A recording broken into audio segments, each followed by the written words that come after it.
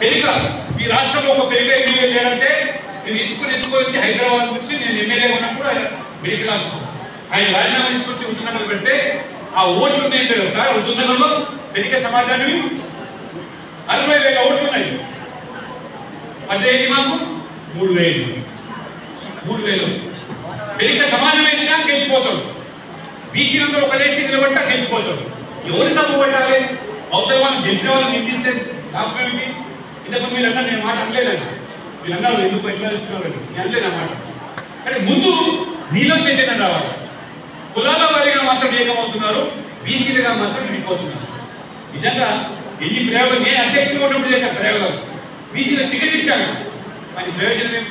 గెలిపించుకోకపోతే అయినా డబ్బు లేని పేదవాళ్ళు కూడా ఇచ్చాం టికెట్. షణ్ముఖకి ఇచ్చాం, ఇక్కడ మా కార్యకర్త నమ్ముకున్నాం, మాకు ఇచ్చాం. శ్రీనివాస్ గౌడ్కి ఇచ్చాం కదా, గిరిబాబుకి ఇచ్చాము.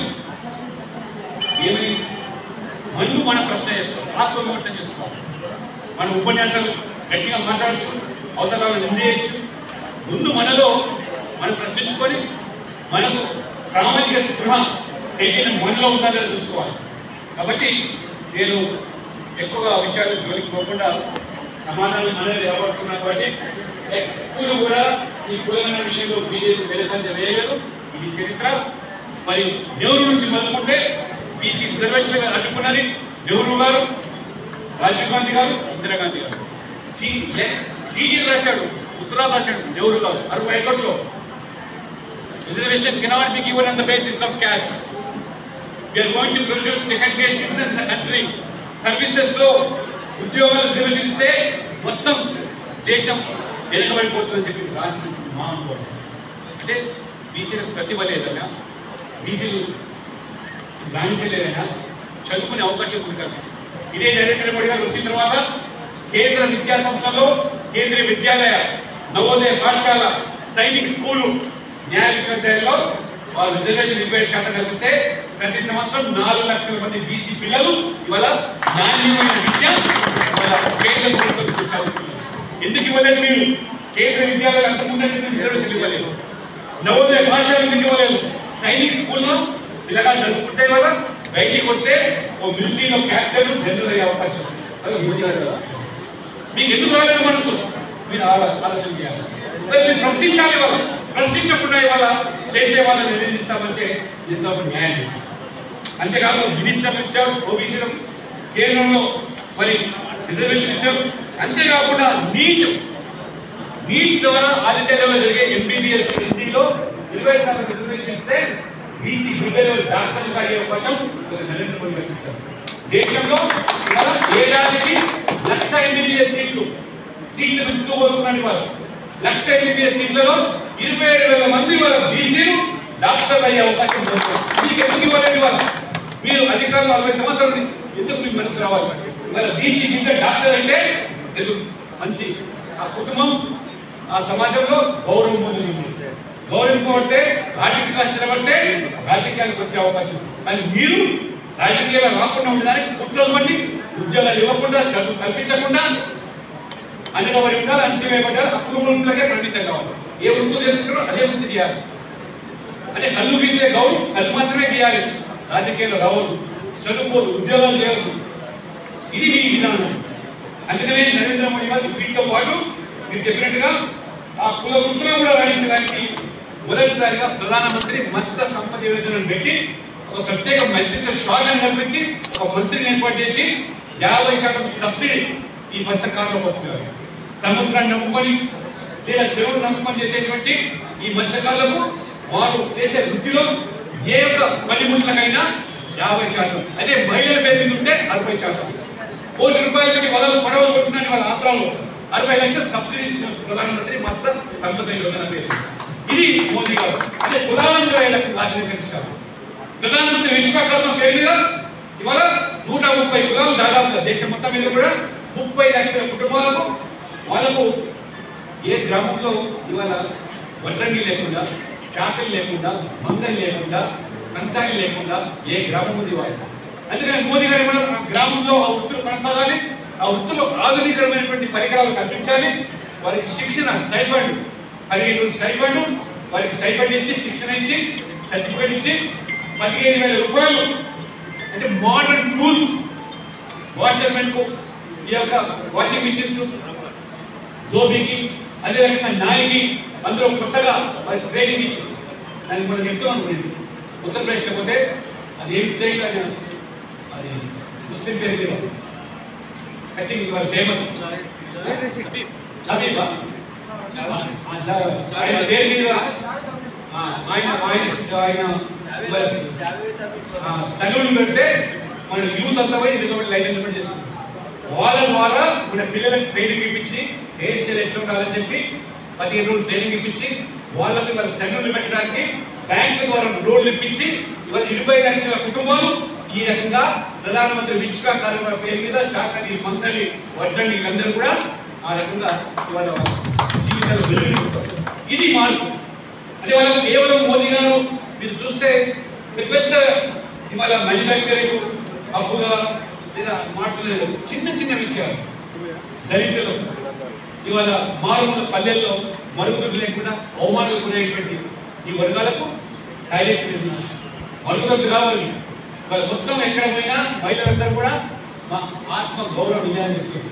మీ హయాంలో చెంపు పట్టుకుని పోయే సంస్కృతి ఎక్కడ రైలు పట్టాలు బట్టి చెరువులు బట్టి అర్ధరాత్రి అపరాత్రి ఇవాళ చిన్న చిన్న విషయాల పక్కనే ఇంత సామాజిక స్థితిలో ఉంది కాబట్టి అనుభవించిన వ్యక్తి కాబట్టి ఇవాళ నరేంద్ర మోడీ కుటుంబ సభ్యులు ఒక తమ్ముడు ఇవాళ దేశ చక్రం ఒక అన్న దళితులు పనిచేస్తుంది.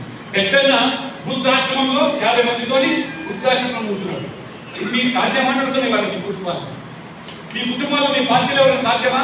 అల్లుడు పేరు మీద బావ వంటి పేరు మీద ఎక్కడ కోట్లు వేల కోట్లు సంపాదిస్తున్నారు.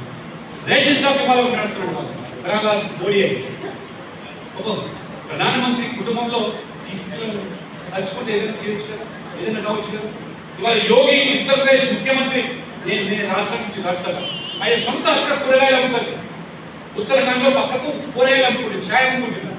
పోయి అడిగినారు పత్రికా విలేకరులు పోయి ఏమమ్మా మీ సొంత తమ్ముడే ముఖ్యమంత్రి కదా అంటే ఆయన పని ఆయన నా పని ఎప్పుడు యోగి గారిని పోయి అడిగినారు అది మీ సొంత అక్క కూరగాయలు అమ్ముకుంటే ఛాయ్ నీకు బాధ అనిపిస్తలే అని చెప్పి ఆయన బాధ్యత చెప్పాడు.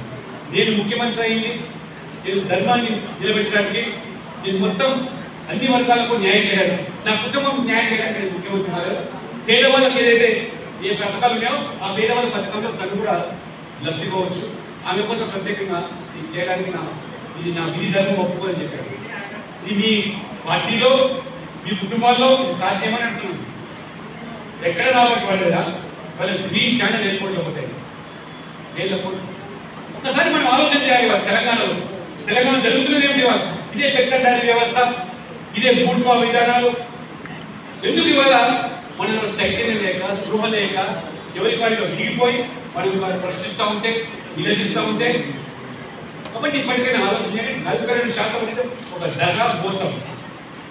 నువ్వు రేవంత్ రెడ్డి గారు కాంగ్రెస్ పార్టీ 42% ఇంతకుముందు చెప్పారు మహానుభావుడు స్వర్గంలో ఎన్టీ రామారావు ఆ రోజు పేద వర్గాలకు రాజకీయాలు రానియాలని 34% స్థానిక సంస్థలు రిజర్వేషన్ ఇచ్చారు. ఇచ్చే ముందు అన్ని కులాలకు ఆలోచన చేశారు.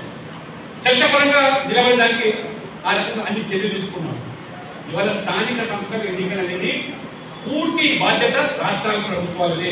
కేంద్రం జోక్యం లేదు. కేంద్రం పరిస్థితి రాజ్యాంగంలోని 246 D ప్రకారంగా ఎంత రిజర్వేషన్ ఇవ్వాలి, ఏ వర్గానికి ఇవ్వాలనేది ఎస్సీ ఎస్టీలకు మాత్రం ఇవాళ రాజ్యాంగం చెబుతుంది. వాళ్ళ జనాభా తరపున ఇవ్వాలి. బీసీలకు ఇవ్వాలంటే మీ రాష్ట్రం ఎంత జనాభా ఉందో మీరే ఇవ్వండి, కానీ దానికి చట్టబద్ధత కల్పించే విధంగా శాస్త్రీయంగా చేయాలని చెప్పారు. ఎన్టీ రామారావు చేశారు శాస్త్రీయంగా. కానీ మీరు వచ్చిన తర్వాత ఏం చేశారు? ఎన్టీ రామారావు ఆనాడు మరి 82, 83, 34% ఇస్తే కేసీఆర్ తెలంగాణకు వచ్చిన తర్వాత 34% నుంచి 23% పొందబెట్టింది. అక్కడ జగన్మోహన్ రెడ్డి 18% ఇస్తుంది. ఆనాడు మన స్పృహ లేదు, చైతన్యం లేదు. బీసీ మనం 1% తగ్గిస్తే ఎందుకు మనం ఉద్యమించలేకపోయినాం? ఎందుకు ఇవాళ మాట్లాడుతున్న నాకు కూడా గట్టిగా బయట ఎందుకు ఉద్యమం తీసుకురాలేకపోతున్నాం? ఒకసారి ప్రశ్నించుకోండి. ఎన్ని వేల మంది సర్పంచుగా కూడా పోయిన బీసీలు 34% మంది ఇవాళ నువ్వు వచ్చి 42% ఉన్నావు. ఎవరిని మోసం చేయండి? ఏ ప్రాతిపదికన చెప్పినావు చెప్పు. మీ దగ్గర ఏం లెక్కలు ఉన్నాయి? అంటే రాజకీయంగా బీసీ ఇంతమంది సర్పంచ్ ఉన్నారు, ఎంపీటీసీ ఉన్నారు కాబట్టి పెంచాలి. ఇంత జనాభా లెక్కలు తీసావా? ఒక డెడికేటెడ్ కమిషన్ ఇవ్వాలి. ఆ కమిషన్ ద్వారా మొత్తం ఈ రాష్ట్రంలో నువ్వు మేనిఫెస్టోలు పెట్టే ముందు దాని నువ్వు ప్రయత్నం చేసావా? అది అధికారులు వచ్చినట్టు చేసావా? పూర్తి మంత్రంగా చేసేవారు 47% పెట్టారు. కేంద్రం పంపిస్తున్నాడు, కేంద్రం పంపించలేదు, మోసం అక్కడే గవర్నమెంట్ పంపించి రాష్ట్రపతి పంపించారు. కేంద్ర ప్రభుత్వం ప్రమేయం లేదు. 9వ షెడ్యూల్ 9% మనం అంటున్నాం. అంటే అన్నీ కూడా డైవర్షన్ పాలిటిక్స్. 47% ఏమంటున్నాడు? మేము ఇవ్వలేకపోతే చట్టంగా పద్ధతి లేకపోతే పార్టీ పరంగా ఇస్తాం. పార్టీ పరంగా ఇస్తుంది ఎవరి న్యాయం? ఎవరికి ఇస్తావు? సర్పంచ్లో పార్టీ ఉన్నాయా? పార్టీ సింబల్ ఉన్నాయా? మన గ్రామాల్లో వారి మెంబర్ని సర్పంచ్ కావాలంటే ఎవరు ఉంటారు? మళ్ళీ అక్కడ ఎవరు డబ్బు ఉన్నదో పలుకుబడి ఉన్నదో ఆ రాజకీయ కుటుంబాల నుంచి సర్పంచ్ కావాలి. ఓ పేదవాడు సాగరేశ్వర సర్పంచ్ కావాలి, ఒక పేదవాడు మంగళగిరి సర్పంచ్ అంతా కావాలి. అయ్యే పని అయింది. ఏ రకం మోసం లేదు. మీరు మళ్ళీ పార్టీ పరంగా ఎంపీటీసీ సభ్యులకు ఇస్తాడు. పార్టీ పరంగా నువ్వు ఇస్తే అయిపోతుందా? అవతల పార్టీ ఇవ్వాలి రేపా? నువ్వు ఇచ్చిన మీద అవతలవాడు డబ్బున్నవాడు వాళ్ళు పోటీ పడితే కులకడ నచ్చుకుంటావు. కానీ ఇవన్నీ కూడా మోసం ధర. అందుకనే మనం కూడా 47% పెట్టే స్థానిక సంస్థలు ఎందుకని డిమాండ్ పెంచాలి. ఎట్లా నువ్వు హామీ ఇచ్చినామో అమలు చేయాలి. ఎట్లా ఇచ్చినావు హామీ? ఏ ప్రాంతంలో ఇచ్చావు? ఇవ్వాలి లేదు. వాళ్ళు అక్కడ పడేస్తా, ఇక్కడ పడేస్తా, ఆడ ఢిల్లీలో కొంత ఆడ దల్లా చేస్తారు. ముఖ్యమంత్రి ఢిల్లీలో దల్లా చేస్తారు. నువ్వు బిల్లు పెట్టు. రాజ్యాంగంలో చాలా స్పష్టంగా ఉన్నది. ఏ రాష్ట్రంలో బీసీ రిజర్వేషన్ అంటే 246D ప్రకారం ఆర్టికల్ ప్రకారంగా ఆ రాష్ట్రం గుర్తించుకుంది. కానీ దానికి ప్రాతిపదిక ఇవ్వాలి. కోర్టు ముందు రేపు అవసరమైతే చెప్పాల్సిన బాధ్యత ఉంది. నా రాష్ట్రంలో ఇంత జనాభా ఉంది. ఈ జనాభా రాజకీయాల్లో ఒక ఎమ్మెల్యే గారి కులం ఉంది, ఒక ఎంపీ గారి కులం ఉన్నది, ఇవాళ ఒక జిల్లా పరిషత్ మెంబర్ గారి కులాలు ఉన్నాయి. ఈ కులాలు ఉన్నాయి కాబట్టి ఈ రకంగా అయ్యాల్సి వస్తుందని చెప్పడం లెక్కలు చేయకుండా మాయామాన్ని చెప్పి మోసం చేస్తామంటే వాళ్ళ బీసీలో కూడా చైతన్యం వచ్చింది. కొంతమంది చదువుకున్న వాళ్ళు కాబట్టి వాళ్ళు చెప్పగలుగుతాం, నిలదీయగలుగుతాం. ఇంకేమన్నాడు నేను? ఈ రిజర్వేషన్ కూడా 40 కేటగిరీ వైజ్ ఇస్తాను. ABCD ఎలా ఇస్తాను? బీసీ మొత్తం కాదు. ఈ 42% ఏ కేటగిరీకి ఎంత రిజర్వేషన్, బి కేటగిరీకి ఎంత, ఈ లోపల ఎక్కడ పోయి ఇక్కడ మాట బీసీ సప్లై చట్టబద్ధం ఇస్తాను. మొత్తం కామారెడ్డి ఈ డిఫెన్స్ అంతా కూడా దంగల పడేసి మనకు మన కాగారు పెట్టి రాజకీయంగా కొట్టాడుకోండి, నేను మాత్రం బయట పెట్టాలని చెప్పి ఇలా మోసం చేస్తున్నారు. దయచేసి ఎక్కడ ఇవాళ కాంగ్రెస్ ఎమ్మెల్యేలు కానీ 42% ఇస్తాను ఇచ్చిన ఎన్నికలు పెట్టారు. అది సర్పంచ్లు కానీ ఎంపీసీ కానీ చెప్పి ఎట్లా సాధిస్తావో సాధించు. ఏ రకంగా నువ్వు హామీ ఇచ్చినావు? ఎమ్మెల్యే హామీ ఇచ్చిన ఓటర్ని పొందుకున్న వాళ్ళు బీసీలు నేను వేస్తానని గెలిచింది. ఇవాళ మాట వస్తే ఎట్లా అని నిలదీసేటువంటి ఆస్పత్రి రావాలి. కాబట్టి అనేక విషయాలు ఈ రకంగా చాలా మనం చర్చించుకున్నాం. కాబట్టి ఖచ్చితంగా రాబో రోజుల్లో కూడా ఈ క్రిమినల్ విషయం కానీ ఇవన్నీ కూడా మన నుంచి ఒక ఉద్యోగులు వస్తే కానీ నరేంద్ర మోడీ గారు మరి కొన్ని నిర్ణయాలు తీసుకోలేదు. మీకు తెలుసు మేము ఎంత పరిస్థితి అంటున్నాడు.